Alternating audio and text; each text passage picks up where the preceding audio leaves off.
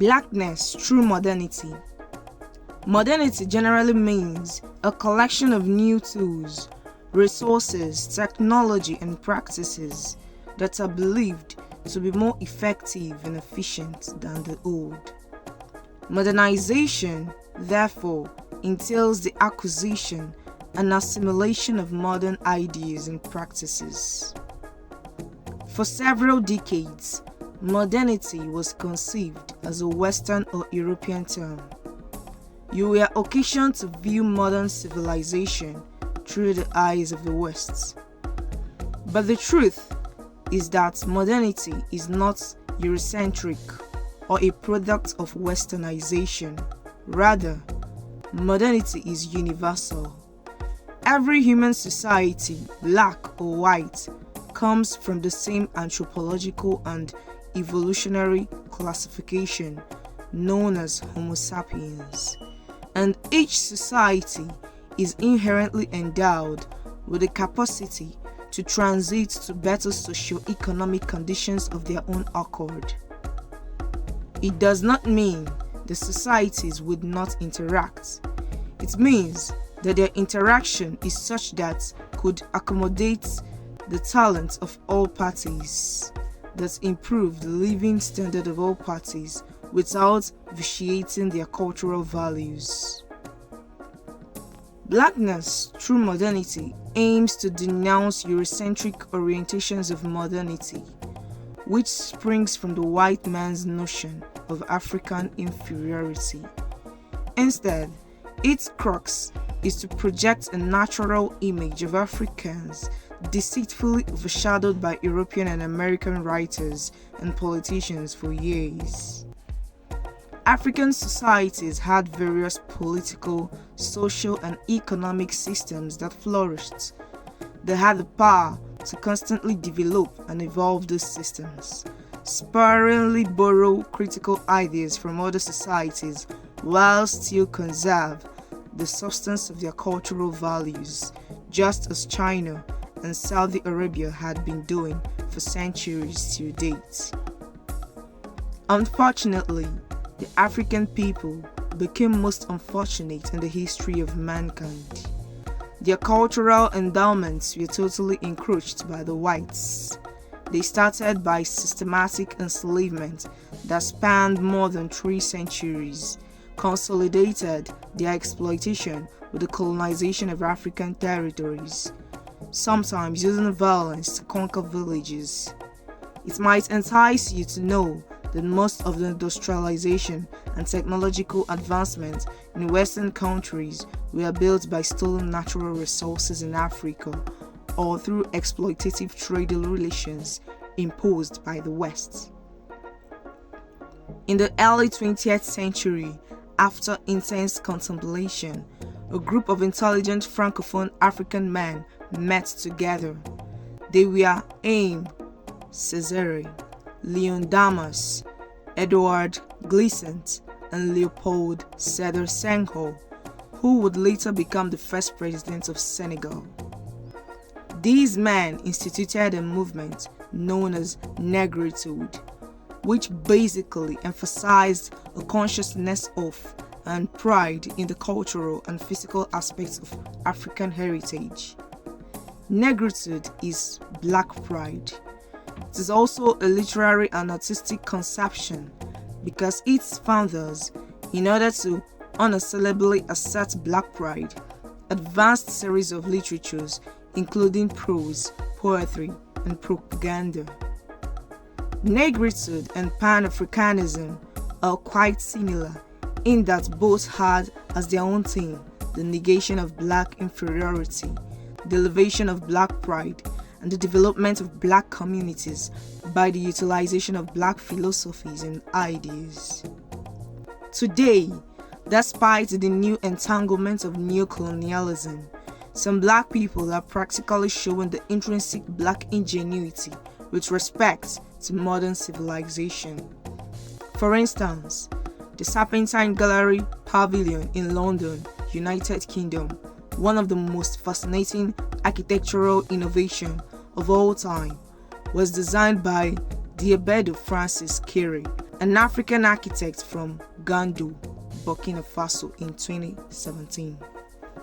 Kere was inspired by a tree that serves as a central meeting point for indigenous people in his hometown of Gando. In African societies, trees provided shade and relaxation. Africans usually ensconce under trees for folk arts, stories, music, dance, and other traditional activities. So, Kere used this African idea to design the pavilion that sought to harmonize its visitors with nature. The pavilion has a fancy roof, supported by a central steel framework and models on a tree's canopy, allowing a free circulation of free air while offering shelter against London rain and summer heat. This is one of the many examples of Black-based modernity on modernity through the lens of an African. It is living proof that Black people and Black communities do not have innate abilities to affect modern civilization. What about the aspects of political system? The white man's modern egalitarian and democratic principles were developed in the late 18th century, particularly in the United States and France. However, these democratic practices had already taken root for centuries among the African societies, such as Igbo. The indigenous or pre-colonial Igbo society was based on the principle that all people are equal and deserve equal rights and opportunities. Indeed, Africa had a lot to offer to modern civilization. Blackness through Afro-pessimism. Afro-pessimism, a critical lens analyzing the condition of Black people in the diaspora, has its roots in the works of Frantz Fanon, particularly in his seminal texts, Black Skin, White Marks, and The Wretched of the Earth. This perspective argues that adopting the culture and language of the colonizer only perpetuates oppression rather than leading to liberation. The term Afro-pessimism gained traction in the late 20th century, especially with the critiques of post-colonial African nations by intellectuals like George B.N. Aite. However, it also became a platform for some to propagate racist stereotypes about the supposed inferiority of Black Africans. Contemporary figures like Frank Wilderson and Jared Sexton built upon this tradition, asserting that Blackness is inherently exploited and oppressed by whiteness, hindering progress. However, they often overlook Fanon's gender politics, which prioritize Black men as the normative representatives of Blackness. In contrast, scholars like Hortense Spillers, Carol Boyce Davis, and Audre Lorde emphasize the centrality of the Black female body in discussions of Blackness and resistance. They highlight the resilience of Black diasporic communities, challenging Afro-pessimist narratives by focusing on shared cultural practices and political beliefs. Gloria Wekker and Fatima El Tayeb extend this critique further, arguing for the agency of Black women and queer individuals in forming their own communities across the diaspora. They advocate for solidarity among racial minorities in Western Europe, where the legacy of colonialism and racism persists, despite reluctance from white European governments to address it. Despite these intellectual movements, the representation of Black Europeans in academic and political sphere remains scarce, and acts of violence against Black Europeans are on the rise. Western European mass media often perpetuates both negrophobic and negrophilic representations of Blackness, further complicating the struggle for racial equality and recognition. The importance of place, defining Blackness in Europe and Africa. Of all the continents of the world, none has a peculiar and epoch-making relationship to Africa as Europe. Through hideous enslavement of Africans that spanned more than 300 years, Europe was instrumental in the dispersal of black folks to the far-flung corners of the globe. Make no mistakes, Europeans were not the progenitor of enslavement. Since ancient times, slavery had existed among Africans, Egyptians, Greeks, Romans, Persians, and Indians. The Arabs also extracted East African captives to work on farming estates or large-scale irrigation projects in the Middle East.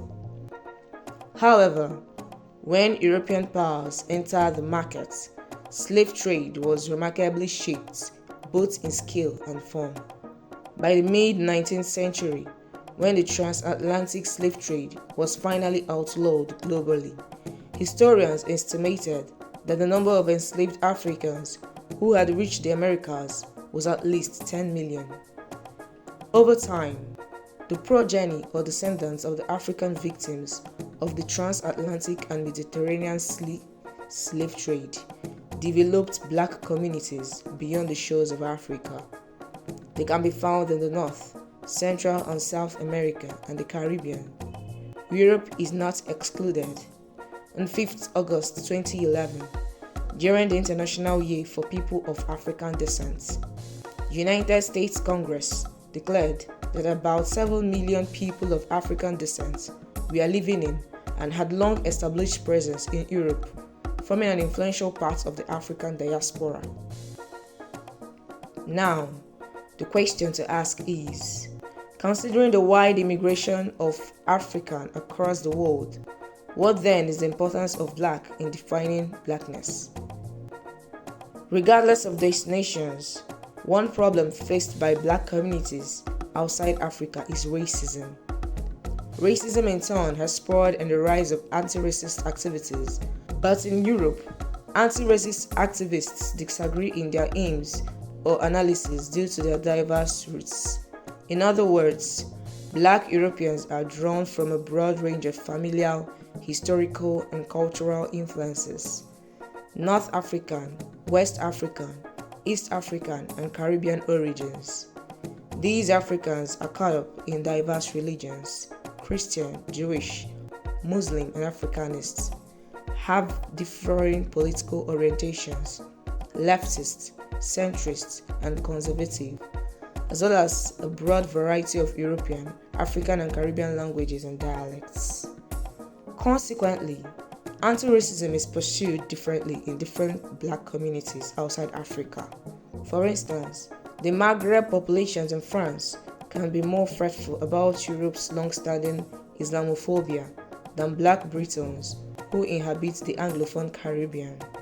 In Germany, anti-black racist activists such as Peggy Pesch focused more on eradicating misogyny and homophobia. While misogyny is the ingrained prejudice against women, homophobia is the prejudice against same-sex relationships. Peggy is a black lesbian who has actively worked for the emancipation of black women and lesbians across the Western world.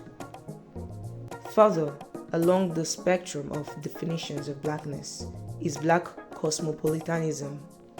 Notwithstanding the distinct cultures, religions, ethnicities, and nationalities of Africans in diaspora, black cosmopolitanism encourages Africans to view themselves as global citizens. This view of black cosmopolitanism explores the experiences and identities of people of African descent across geographical and national borders. It examines how black people navigate a world shaped by colonialism, slavery, and ongoing racial inequalities. Its main tenets include transnational identity, which mirrors the interconnectedness of black experiences across the Americas, Africa, and the Caribbean; racial consciousness, which acknowledges the shared history of the ongoing struggles against racism faced by black people globally. This racial consciousness fosters a sense of solidarity and community across geographical divides. Additionally, black cosmopolitanism changes the traditional narratives that portray black people as solely victims of oppression. Instead, It elevates the powerful resistance of Black communities in shaping their own destinies. The most notable depiction of this resistance was the Haitian Revolution of 1804. The revolution was remarkable for being the only successful slave revolt in history, leading to the creation of Haiti, the first Black republic in the world. Defining Blackness through shared geographies. Defining Black identities in Europe has led to the emergence of a subfield that argues shared histories and geographies form communities that can be seen as nations. The Black Atlantic by Paul Gilroy is a significant theoretical work that proposes the concept of the Black Atlantic as a community nation comprising African American, Black British, and Anglophone Black Caribbean communities linked by their shared history of enslavement and resistance. The various critics of Paul Gilroy's project on the Black Atlantic, highlighting different perspectives on the understanding of Black identities in the diaspora, was discussed. British scholar Lucy Evans summarizes three main types of critics: those advocating for a broader definition of Black Atlantic, those questioning Gilroy's emphasis on the Atlantic slave trade, and those challenging the portrayal of Africa as a static entity in Gilroy's work. These critics shed light on the complexities of defining Black identities in the diaspora. Critics like Simon Gikandi and Natasha Baines expressed concerns over Gilroy's focus on the Atlantic slave trade as the defining event for Black Atlantic cultures. They argue for a more inclusive approach that considers other regions like the Pacific and Indian Oceans. Additionally, scholars like Charles Poyot and Dagmar Wopshet question Gilroy's portrayal of Africa as a stagnant entity, emphasizing its dynamic engagement with contemporary Black diasporic communities. Defining Black identities outside of major cities is seen as distorting or even impossible, highlighting the significance of urban spaces in shaping cultural identities. Black identities in large urban centers like Paris must be analyzed within their own paradigm due to the complexity of multicultural spaces. The concept of Parisianism highlights the importance of understanding Blackness within major cities to avoid distortion. In Europe, defining Black identities has led to the emergence of a subfield that argues for shared histories and geographies, creating communities akin to nations. The influential work of Paul Gilroy in the Black Atlantic explores the interconnectedness of African American, Black British, and Anglophone Black Caribbean communities through shared experiences of enslavement and resistance.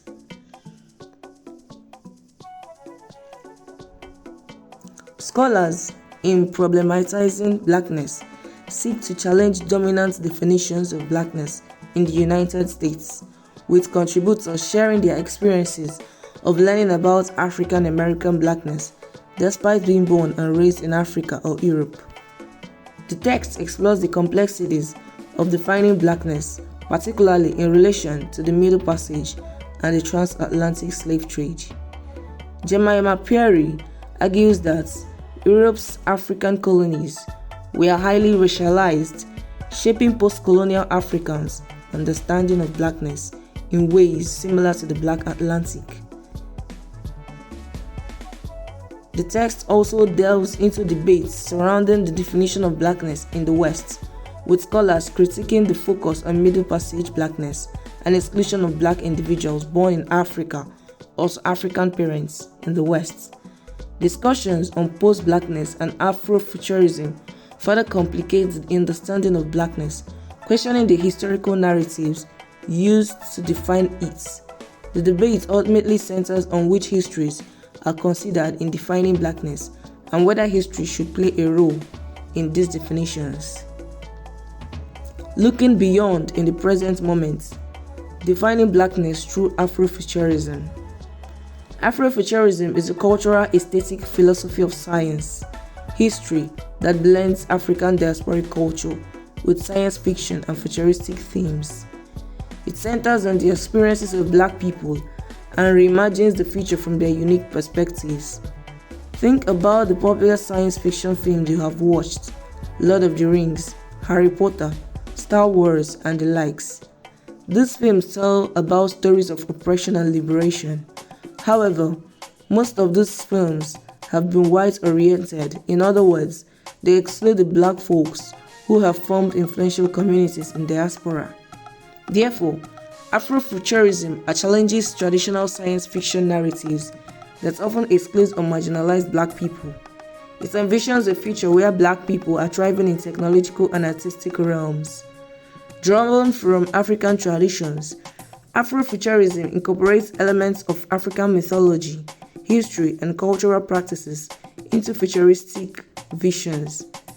This creates a unique blend of science fiction and ancestral wisdom. So, Afrofuturism connects the past to the present.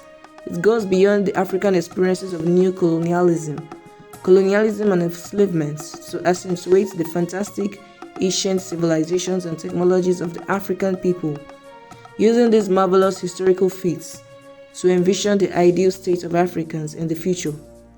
For instance, the first civilization took form in the valley of the Nile River in Egypt, North America. Through the development of agriculture, Egyptians clubbed together to build dikes, reservoir and irrigation ditches in order to control floods, channel the river, and store water for the dry season. To the south of Africa, the powerful kingdom of Nubia was a major producer of iron and might have spread iron technology across Africa. This organic growth of African societies and technology mirrors the theme of Afrofuturism and what economic and technological giants Africa would be in the present if they had not been enslaved and colonized. Additionally, Afrofuturism doesn't shy away from addressing social issues like racism, colonialism, and inequality. It uses futuristic settings to explore these issues and propose solutions based on Black experiences.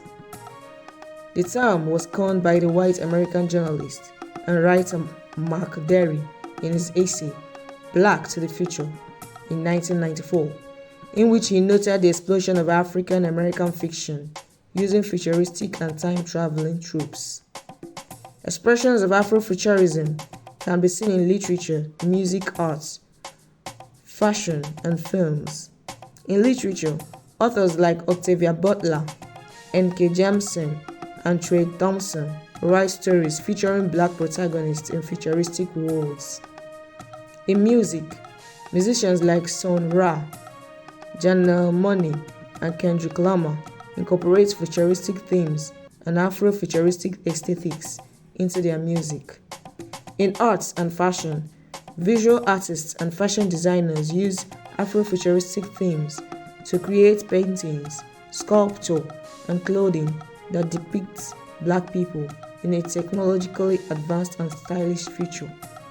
In films, movies like Black Panther and television shows like Lovecraft's Country explore Afrofuturistic concepts through compelling narratives. Afrofuturism is a dynamic and optimistic, ever-evolving movement. It offers a refreshing counterpoint to traditional science fiction and provides a powerful platform for Black artists and thinkers to envision a future filled with possibility and Black excellence.